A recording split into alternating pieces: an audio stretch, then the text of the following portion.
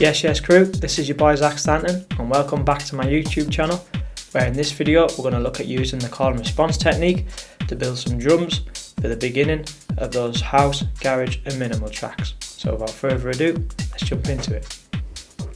Okay guys, so we're just going to start off with a clap. I've already got the kick drawn in.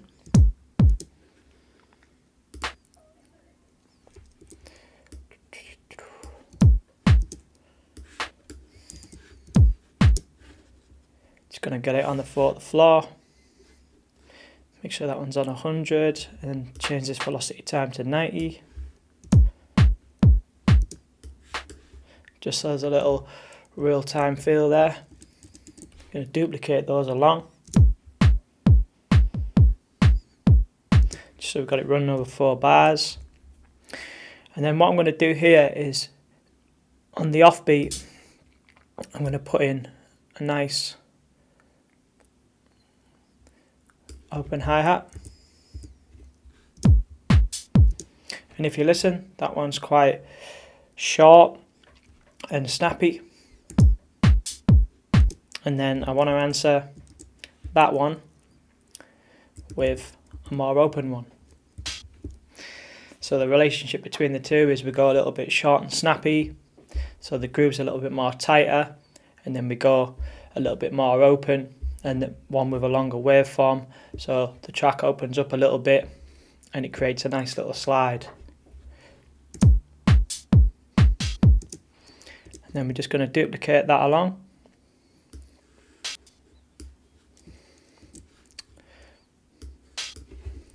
And we're going to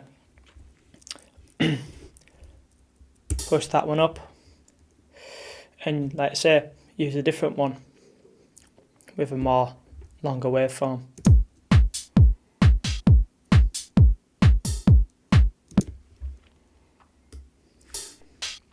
Just going to duplicate that along, and then same again at the end of the 4th bar. We're just going to go up and use an even wider open hi-hat with a longer waveform.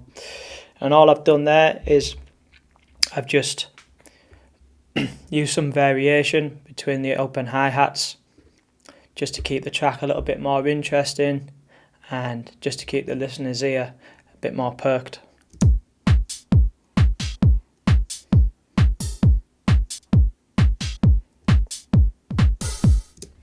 Like we could even get rid of that one.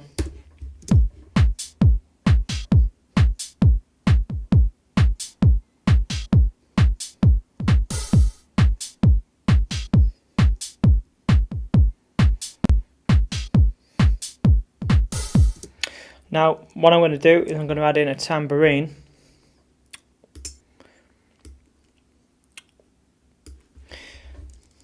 and I'm going to put in 2 notes here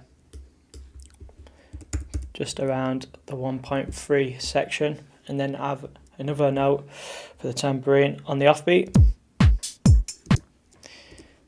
and it's going to change the velocity times, well, settings. Knock that one down to about 80 just so we get a little bit of movement.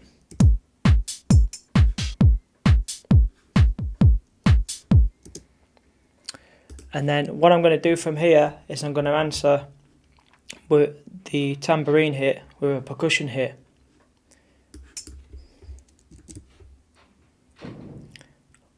At the 2.3 section.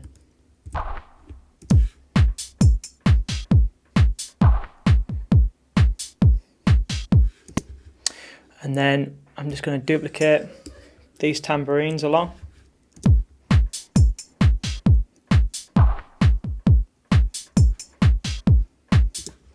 And then same again with this percussion hit. I'm going to move it along and add in a different percussion hit. And if you can see the relationship between these two, that one's a little bit more short and snappy. That one's still quite snappy with fast transient time, but it's a little bit more open and the waveform's a little bit longer.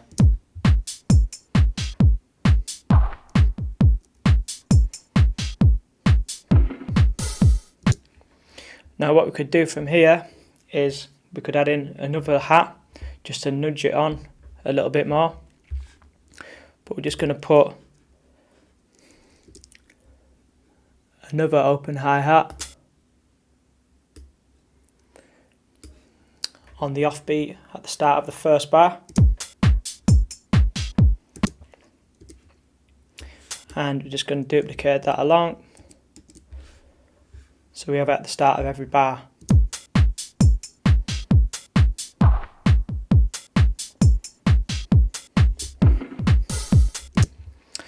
Now, what I like to do from here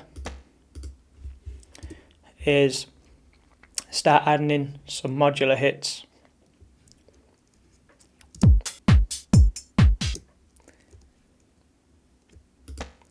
And I'm just going to put them at the end of every bar on the offbeat.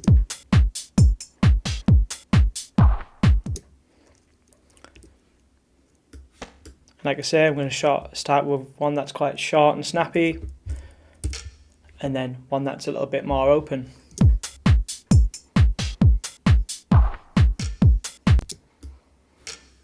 Just going to copy these along.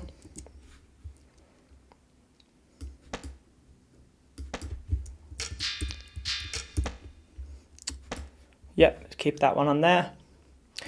And then, like I say, at the end of the fourth bar, I'm going to answer with a different one. Like I say, just a little bit more open.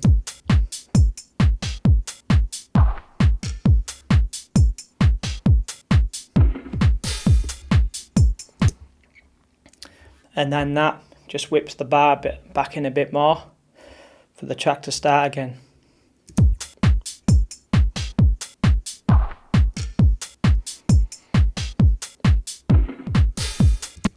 And if you hear now, everything's a little bit more glued together.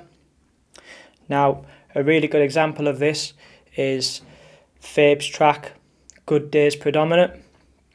He really utilises the use of percussion hits in his tracks, where he gets them talking more, talking to each other. His are a little bit more garagey. So check out that track after the tutorial and just listen to how he gets his percussion hits talking to each other. So check that one out. So moving on.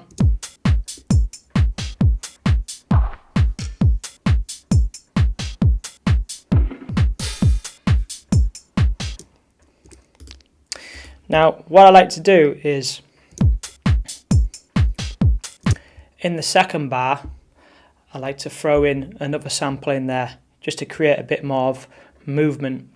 So from here, we're like moving back and forth. And then if we put in another hit here,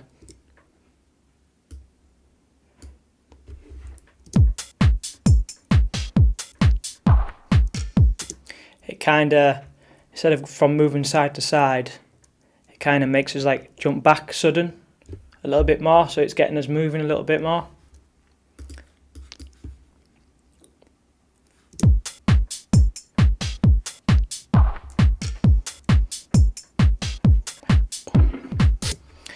And then from here, I'm just going to duplicate that along and choose another sample that's a little bit more open. And this here is like a, what is it, Percussion 7. Let's have a look. It's a sample of some coins, so like a coin hit. And when you've got like some delay on these little hits, you can start to create some texture as well, which is really good when you're laying samples out like this and trying to build a groove for like the beginning of the tracks. So when you start adding some delay and reverb in, it starts to really create some depth in the track, because you can just have the delay and the reverb just on that particular sample, whilst the other samples are doing the rest of the work for the tune. So it just fills out the track as well. And in breakdowns, where you start pulling things away, you've got these nice little hits in the lower, in the bottom of the mix, just creating some depth and character and detail. So that's really good. And as well, with all the effects, when you start doing build-ups on the wind-up before the drop, It really adds to the momentum and the tension and the drive for the build-up. As you can see, everything's raw apart from I've got the drums going into just a decapitator. On the 70s record preset, that really gives it some grit. So check out the preset on there on the decapitator for the 70s record. So let's get back to it.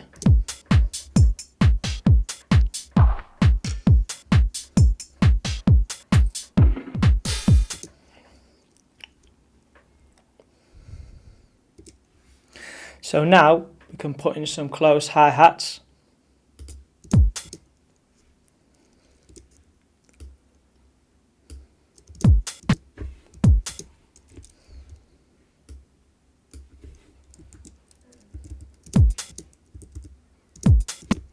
And all I'm going to do here is I'm just going to add in a nice little close hi-hat groove just to keep the track moving along. That, like I say, sits in the bottom of the mix. And what I like to do with my highs, my close hi-hats, is I like to have the first one on 100 velocity setting, then the other one on 80.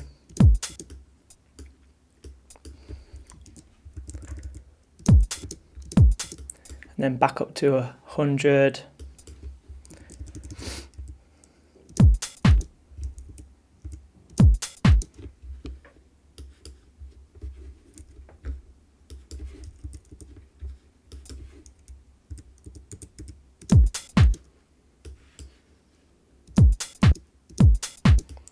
And I'm just going to duplicate these along.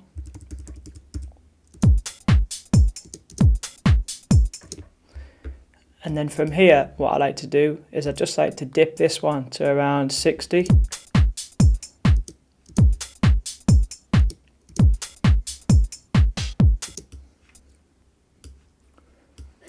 Then we can duplicate this along. And then we're just going to change them and add more notes in now.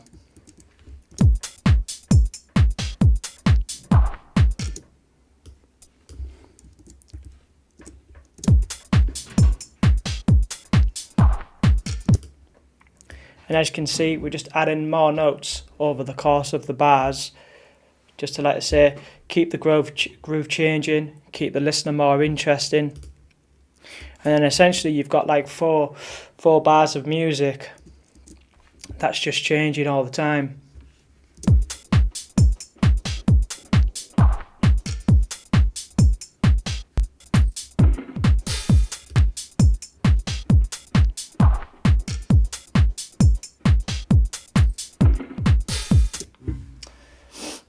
And as you can hear, the percussion hits are just doing the work and making those changes. So I'm just going to add in some more close hi-hats.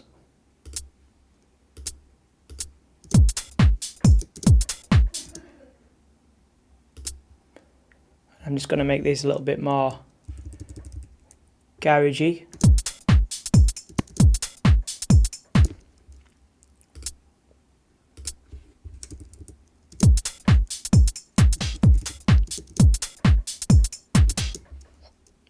Then we're just going to go in, change the velocity times again.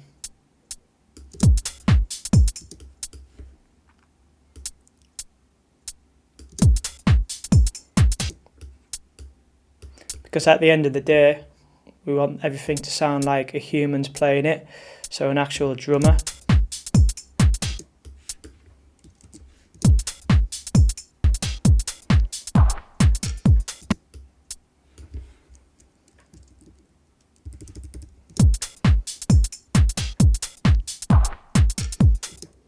Actually, no, we'll have this one here.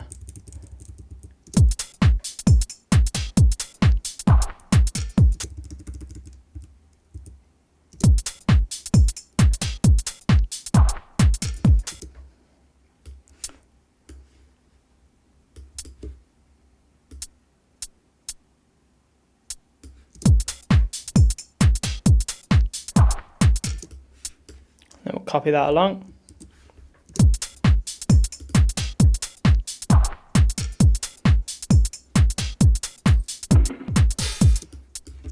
And then we'll add in another note here, just at the end of the 4th bar, just to keep the groove rolling over.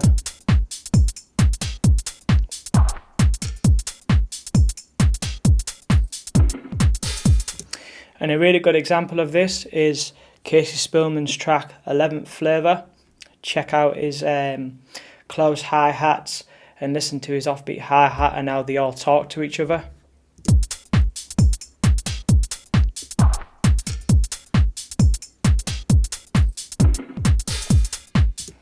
And then from here, we can add in an open hi-hat, which will give the track some more energy.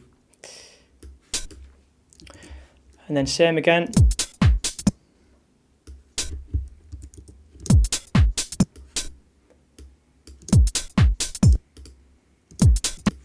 Just going to turn the velocity settings down on here.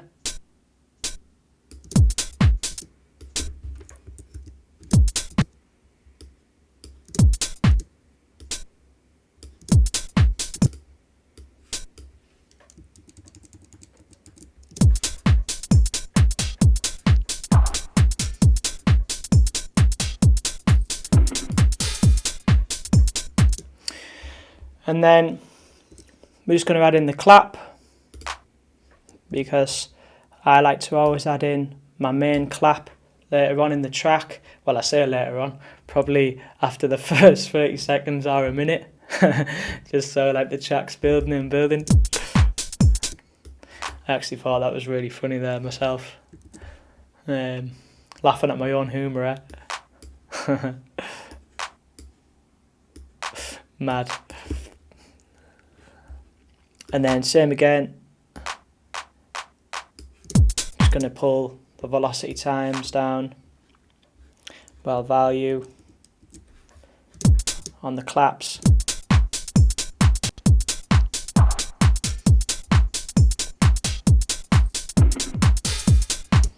And as you can hear, we're just building the groove for the beginning of those tracks. Now, I just want to tie things in a little bit more. Just create another little nudge. So I'm going to add in a nice percussion hit here.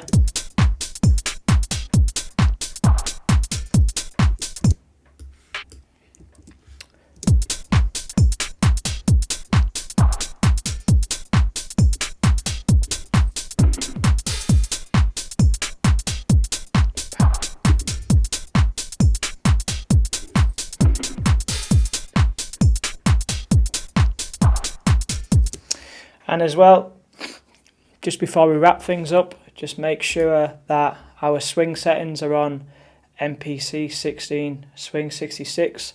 That's really good for garage. And same again with our kick pattern. Make sure that the MPC 16 Swing 66 on there. And all I've done with the kick is I've got it 4 to the floor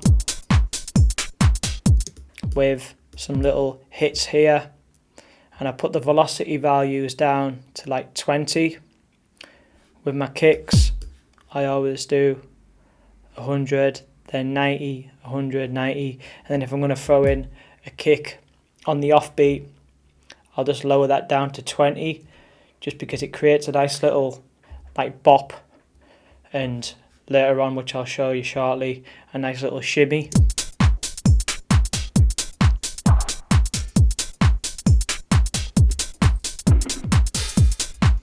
And then here I've got one on the quarter note, just at the end of the 4th bar, and then same again, the one on the offbeat.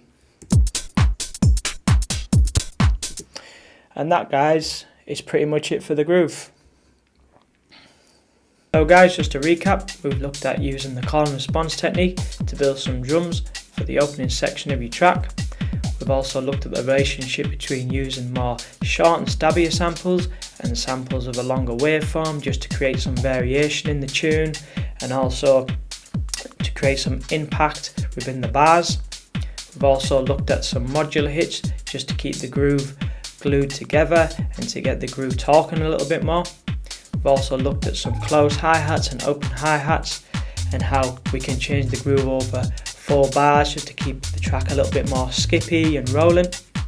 Go away today, take what you've learned from this lesson and start implementing these skills and these techniques into your own tunes. Let me know in the comment section below which is your favourite track with a call and response technique in. Also, if you want to get my help personally, you can shoot me an email and we can discuss things further. Or if you want to donate to the channel, you can visit the link below in the description and help me keep making these videos. Last but not least, don't forget to like and subscribe to the channel. Thank you for watching, and I'll see you next time. Peace.